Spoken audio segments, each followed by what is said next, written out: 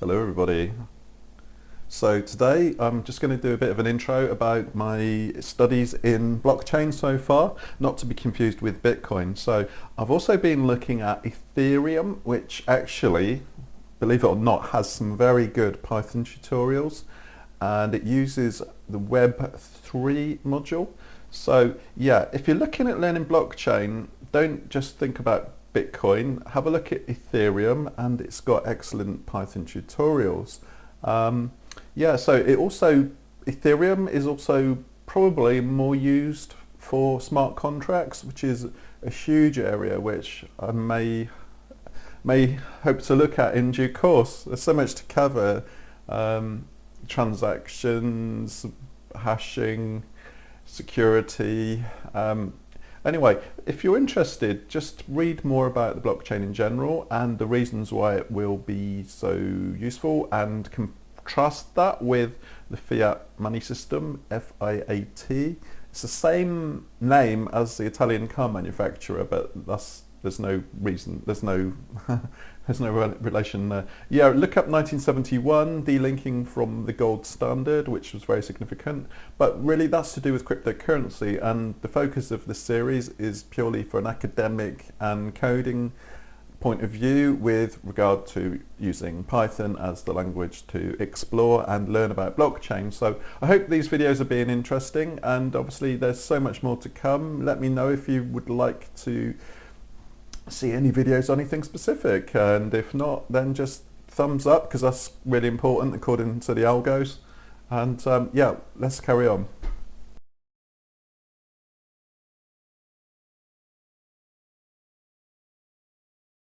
Hey, so let's go for a test drive. You got your seatbelts on?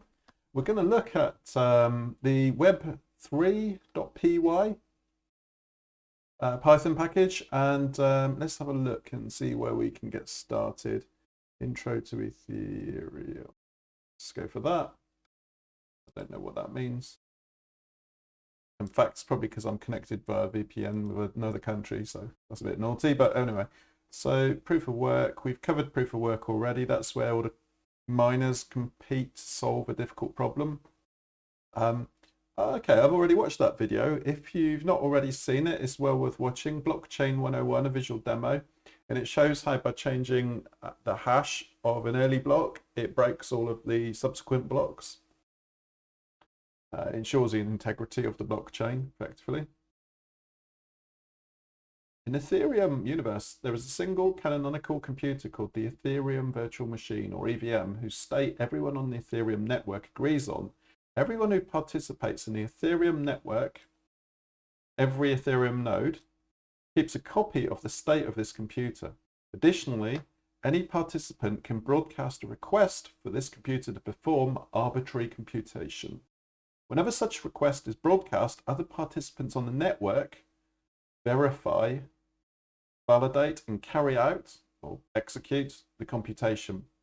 This execution causes a state change in the EVM, which is committed and propagated throughout the entire network. So yeah, if you're coming from a networking background, you'll be familiar with unicast and broadcast. Obviously, broadcast just sends it to all clients. Cryptographic mechanisms. We've covered this secure hashing algorithm already in an earlier video. I think this is probably one of the, well, obviously it's not unique, but it's one of the things which is more relevant with Ethereum and smart contracts. So let's just break the ice with smart contracts. And if you've already seen, smart contracts are a way how you can use the blockchain to include code which executes and automatically handles contracts. You may have read that there's an article out there that says smart contracts will make lawyers redundant. Whether that's clickbait or whether that's true, I don't know, but it's an interesting idea. So let's keep going. Nodes, accounts, transactions. We'll come back and look at these in great detail in due course, but just for now, let's. What I really want to do is just kind of touch upon today the Python Web3 module, and In fact, just bear with me. I'm just going to disconnect and get this in the right language. Okay, so yeah, this is where I was yesterday. Welcome to Ethereum. Very pleasing website, isn't it? Anyway, that's not what we're interested in. We're interested in the code. So get started, get ETH, get F, start building. What is Ethereum? Fairer financial system. I think we could all agree that's probably a good idea. And open internet. Developer portal. Was this where I went? Let's go for some tutorials. And wow, what a lot of tutorials there are there. Let's just go back to that. Learn by coding. I believe that was what I started with. And educational sandbox for Web3, including drag and drop performance.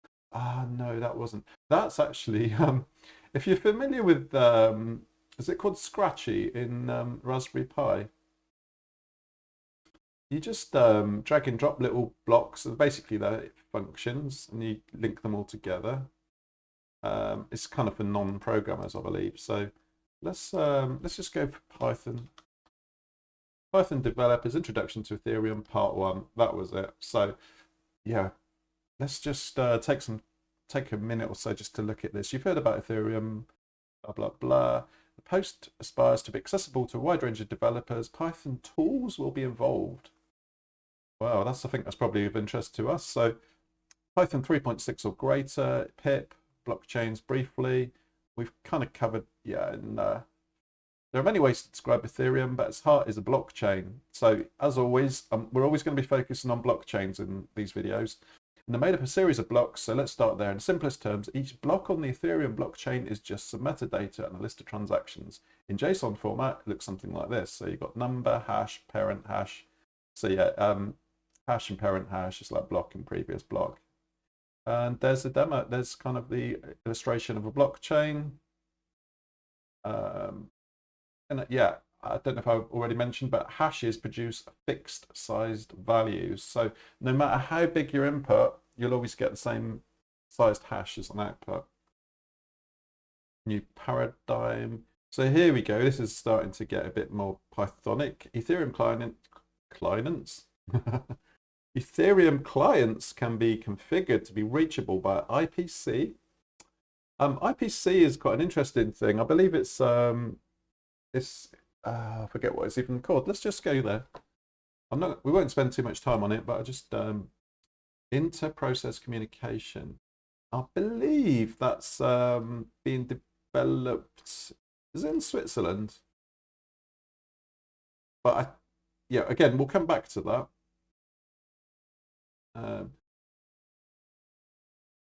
Let's just read some of it. Inter-process communication. Microkernel, nanokernels. Okay, we'll come back to that. So anyway, Python Web3.py. So without further ado, let's just get our hands dirty, shall we? So I'm just going to bring up. I'm afraid I'm on Windows today, partly because I was getting some screen tear on my Linux distro, and I just thought it would be,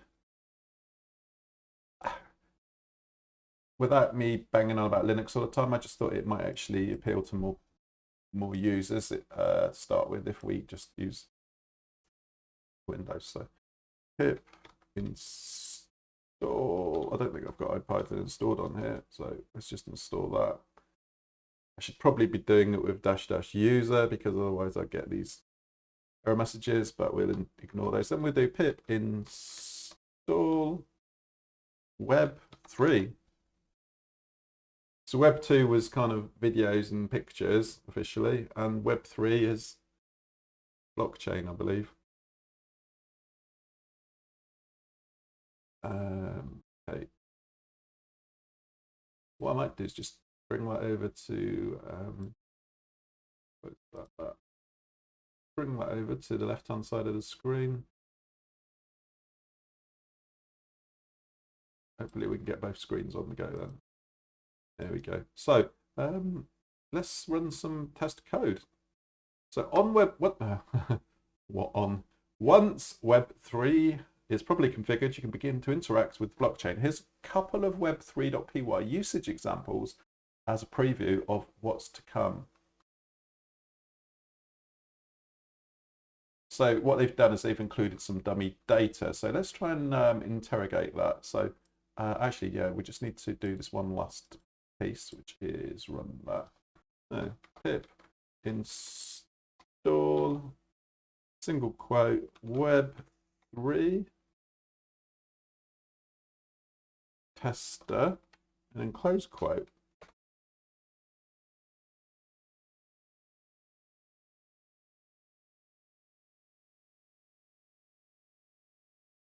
It doesn't like that.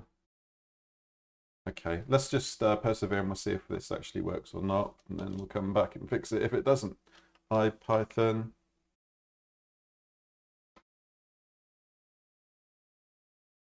So IPython's working at least anyway. Just clear screen. Oh, okay, clear the screen. Right. So let's just start with, we'll do from Web3, import Web3. Module not found. Okay, so I think that was because the tester thing broke. I'm just going to fix that a second, and then we'll come. Just a little note to Windows users. I've got this web tester thing working, and it should not have had that single quote there or there. I have wondered when I saw it. I believe when I ran it on Linux Mint, it did actually work, but yeah. So I actually typed in. I'll just show you what actually worked. Pip install Web3 tester. So that was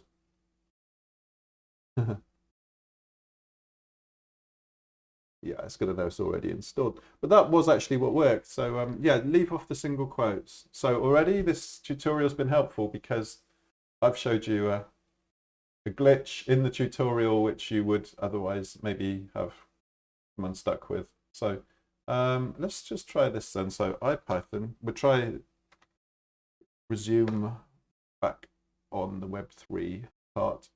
CLS, let's get us back at the top. From Web3, import web.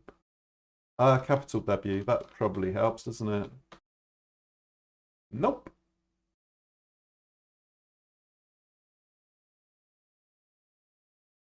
Ah. I knew I should have done this in Linux. Right. Pip install web tester command.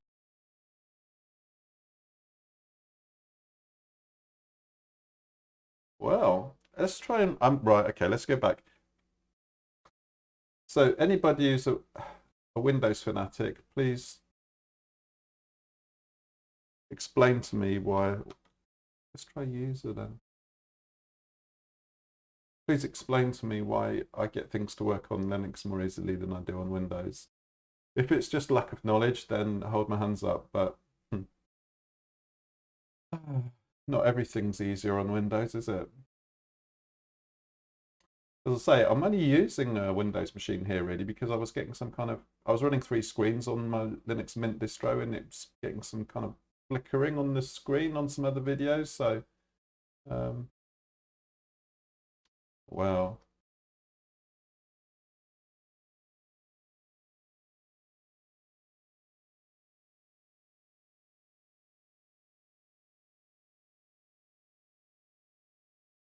I'm sure there's lots of security reasons why it's trying. I should install all of this as the user and not globally, but got lots of red writing there.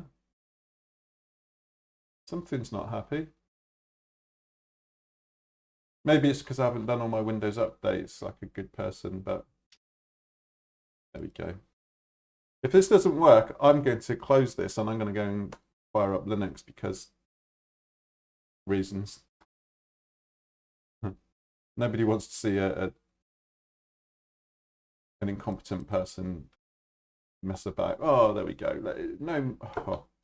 Sorry about this. Right, let's hop over to Linux because I'm not going to waste all day on Windows. Okay, so we're back on Linux. I've got a brew, a biscuit, and I've just found this page actually, and it's various different languages.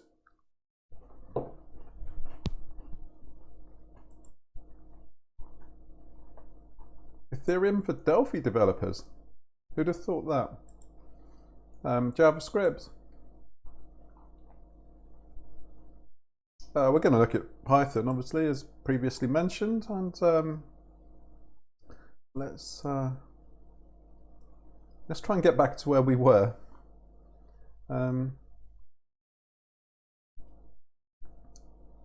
Introduction to smart contracts, how to develop an Ethereum contract.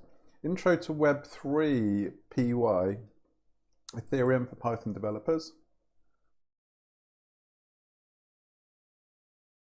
Okay, what is Web3.py?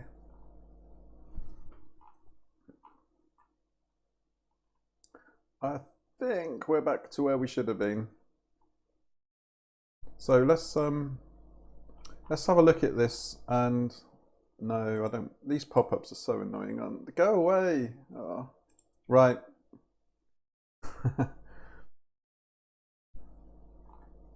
Let's try and get back to where we were anyway. So the meaning of decentralization. No, I'm just going to pause it here. And we'll... Right, finally. Let's just do pip install IPython.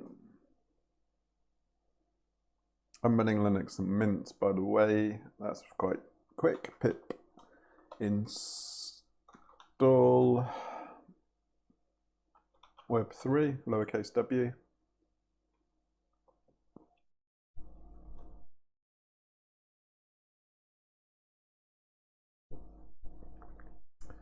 If you read the notes, it just says one more thing. We're going to simulate a blockchain later, which requires a couple of more dependencies. You can install these via. This was the bit that caught us out last time. I'm just going to try this again on Linux because I wonder if that was a Windows difference. So you see there, we've got the single quotes outside of Web3 tester. And that's worked. So I think if you're on Windows, then you don't need the single quotes. Not sure. Don't hold me to that. Anyway. After this is done, we are going to, as they say on the page, we're going to spin up IPython.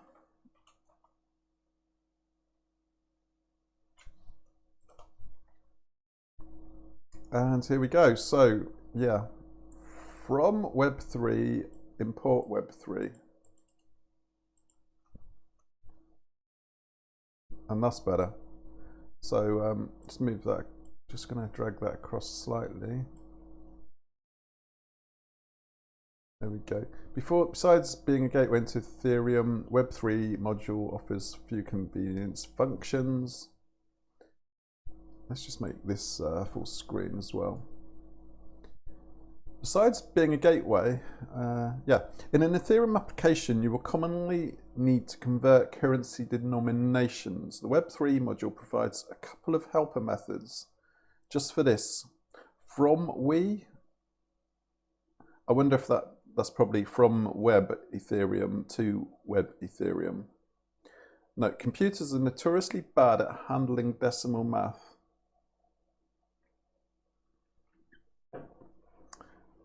To get around this, developers often store dollar amounts in cents. For example, an item with a price of $5.99 may be stored in the database as 599. A similar pattern is used when handling transactions in Ether. Whenever they say Ether, then it's Ethereum, same thing. However, instead of 2 decimal points, I see what they mean. Instead of a number with 2 decimal places, in English we would say decimal places, Ether has 18. The smallest denomination of Ether is called we. So, okay. So all we're doing here is we're just converting from dollars to cents, pounds to pence, whatever your currency is. So there we see. we're converting 1 ether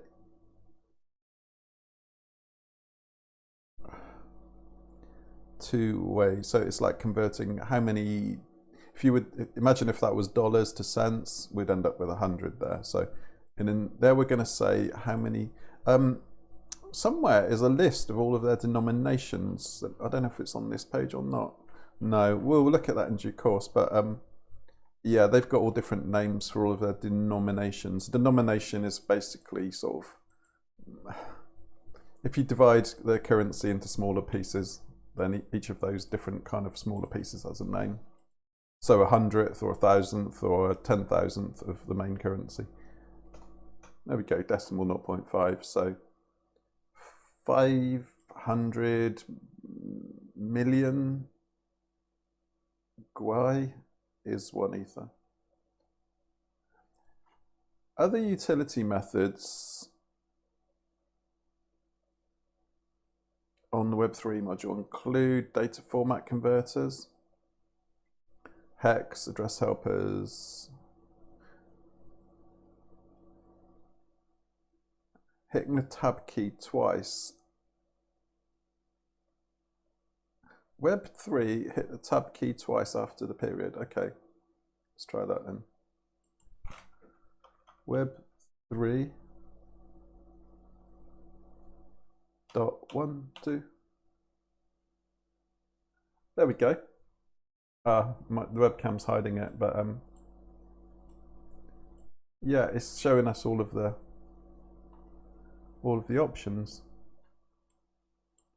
I think there's going to be many more than that. Yeah.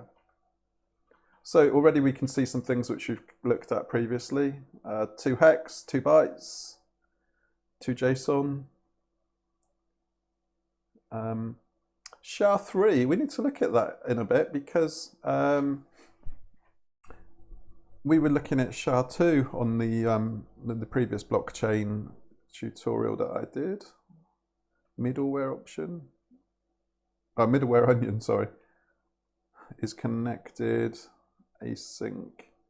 ENS, I mentioned that the other day, that's equivalent to the networking version of DNS. Okay, so there we go.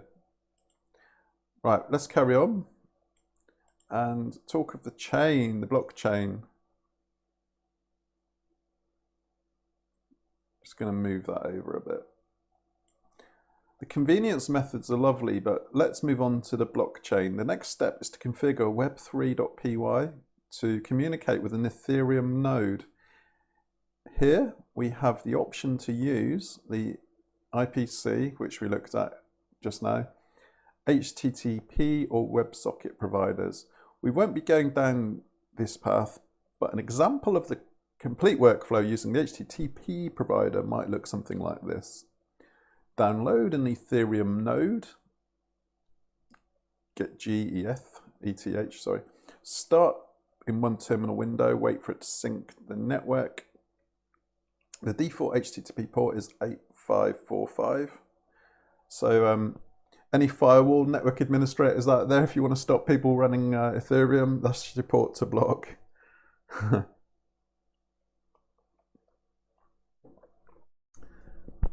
Well, this is the real way to do it. The syncing process takes hours and unnecessary if you just want a development environment. So Web3 provider node. All we're talking about really is how to get from your computer, which is the client, to the Ethereum node, which is effectively a bit like a server. The Ethereum tester provider connects simulated node and is handy for quick development environments. So that sounds good. So what we're going to do, the simulated node is called ETH tester. We installed it as part of the pip install web3 tester command. Configuring, so let's, does copy work on that, or does it actually get me the in bit as well? Let's find out. Yeah, it gets the in bit as well, which is not correct. So you just actually need to come in here and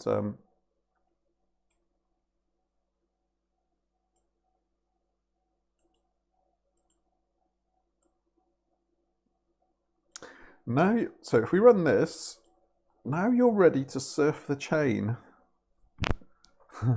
That's not a thing people say, I just made that up. Let's take a quick tour. Okay. So the first thing we want to do is we want to check whether we're connected to our test. This is effectively a test environment, so an Ethereum test environment. Let's move that across. W3 is connected, true. Since we're using the tester, I'm just going to clear this again, it just gets messy, doesn't it? Since we're using the tester provider, this isn't a very valuable test, but if it does fail, chances are you type something in wrong when instantiating the W3 variable. Double check that you included the inner parentheses. Okay. Tour stop number 1, accounts. As a convenience, the tester provider created some accounts and preloaded them with the test ether. So if we run this, and we should see that we get back, that's a name of an account. Those are the digital fingerprints, effectively, of several dummy accounts.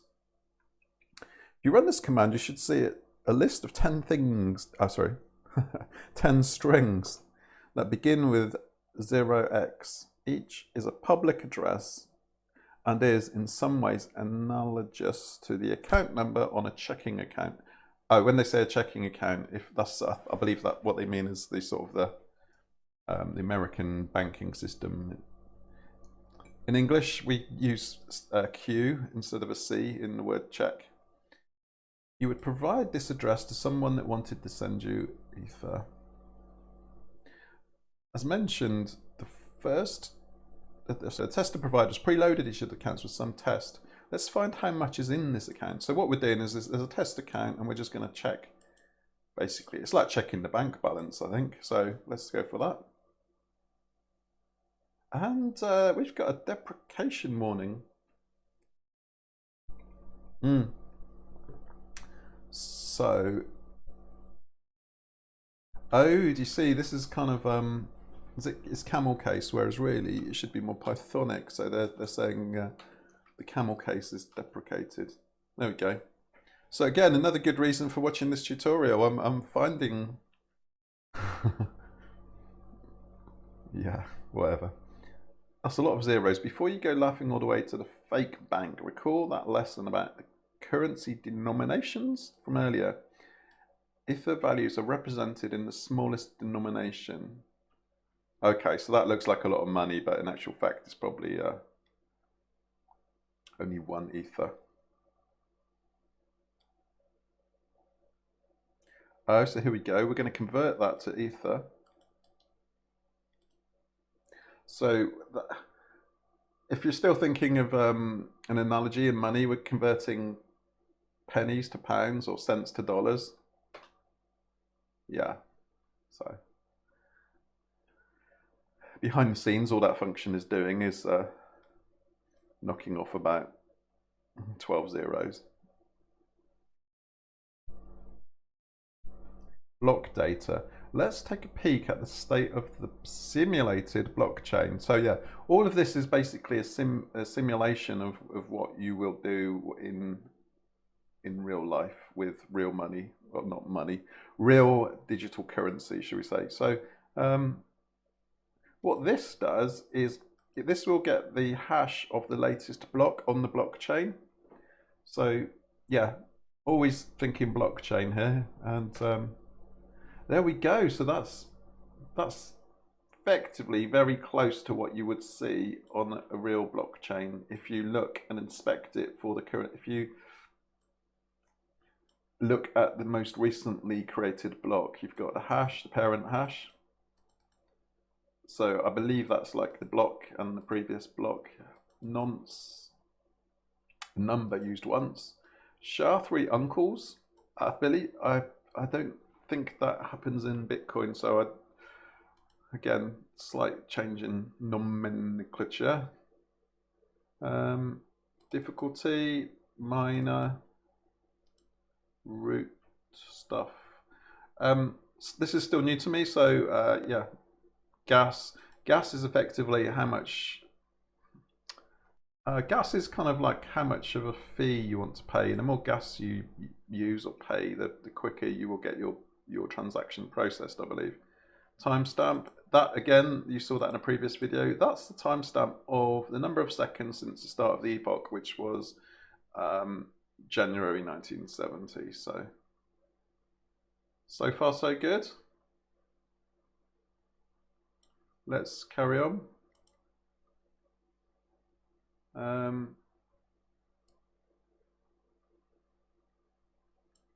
lot of information gets returned about a block. Just a couple of things to point out here. So the block number is 0. So that's what's called the Genesis block. That's the very first block that's created in the blockchain. Unlike the real Ethereum network, which mines a new block every 15 seconds, this simulation will wait until you give it some work to do. Okay. Transactions is an empty list. Transactions. Oh yeah, transactions there, you see it? Is an empty list for the same reason. We haven't done anything yet. The first block is an empty block just to kick off the chain. Notice that the parent hash is just a bunch of empty bytes, hex bytes there we see. And this signifies that it's the first block in the chain, also known as Genesis block. Okay, so far so good.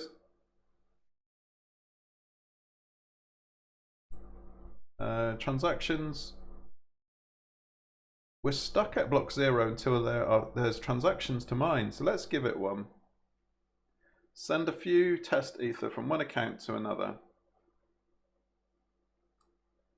Okay, so this is still kind of the development or the test, the sandbox, shall we say. So I'm going to send it from account 0 to account 1 of value 3 ether, I believe.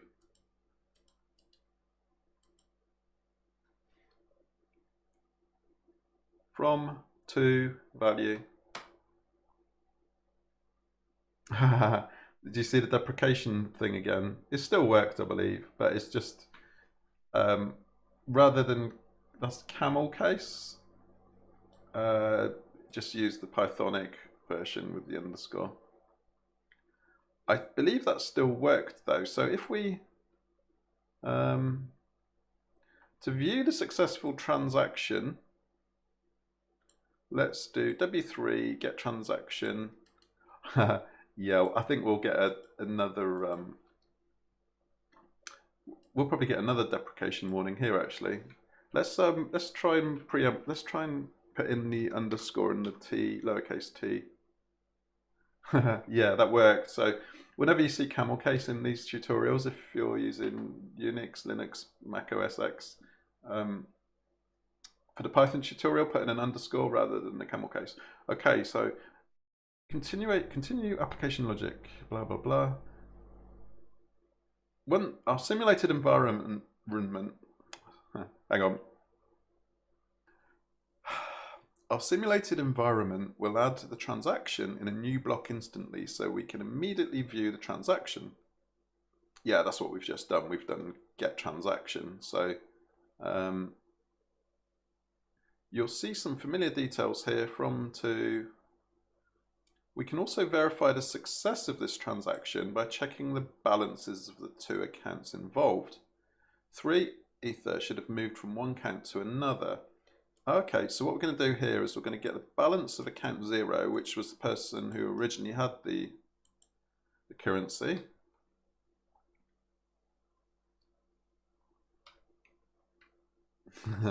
Yeah, the old camel case again. Let's just put it in properly. There we see. So, no, they did have, I believe they did have, that would have been ones and lots of zeros. So, okay, phone call, just pause. Where were we? So let's check the balance on the other account. Okay, and the other account, we should see that something has increased by, should have increased by 3 and then a few zeros. So, oh, I ran it twice. So yeah, there we see. We've transferred 6 with lots of noughts. The latter looks good. The balance went from 1 and lots of noughts to 1003.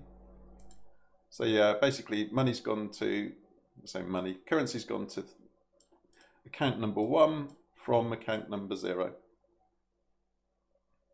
And breathe. We have been at this for a while, so this seems a good place to take a break. The rabbit hole continues on, and we will be exploring in part 2 of this series some concepts to come, connecting to a real node, smart contracts, and tokens.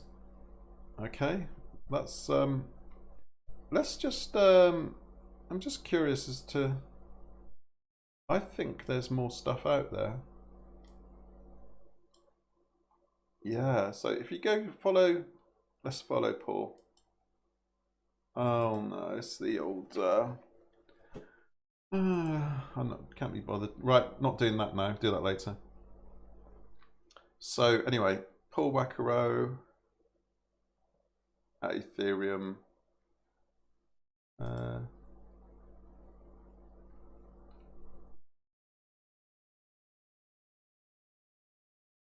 Okay, that will do for this video. I think what we've done is we've looked at build requirements, Python. Yeah, so I think for study and just getting familiar with Ethereum, getting familiar with blockchain, then the resources that Ethereum have are very good and possibly better than any other one that you may come across. I'm not mentioning any names. Bitcoin. So I don't know. That looks like the doggy coin. Is that the dog coin? I don't know. Yeah, Ethereum and smart contracts. So more to come on smart contracts. And the difficulty in these tutorials probably will eventually be that I won't want to disclose some of my confidential data. So yeah. Anyway, learn by coding, sandboxes. Oh yeah, Remix. I believe that's a bit like Google Colabs, I think. It's Open Remix. I'm just going to quickly look at that before we wrap up. I believe that's where you can test writing your smart contracts. Just decline for now. We'll do that in due course. Okay. So yeah, you've got like an online IDE where you can create smart contracts in something called Solidity. So yeah, that's for another day. But for today, I just wanted to highlight Ethereum and the Python stuff which they have kindly provided for us to begin learning with. So yeah, hopefully this has been interesting. If you're not even going to, treat this as a coding career, then at least you know a bit more about it, and hopefully it's just demystified. I mean, really, so far there's a bit to learn about using hex and that you may not have used before if you're more familiar with web development. Security, obviously, public private key, asymmetric key exchange, digital signatures. There's lots of various different things all come together here. So yeah, even if you're not going to be a hardcore blockchain developer, I think there's still plenty that we can learn from this. So yeah, until the next time, let me know if you like this or if you've got any other ideas, and then yeah, see you again.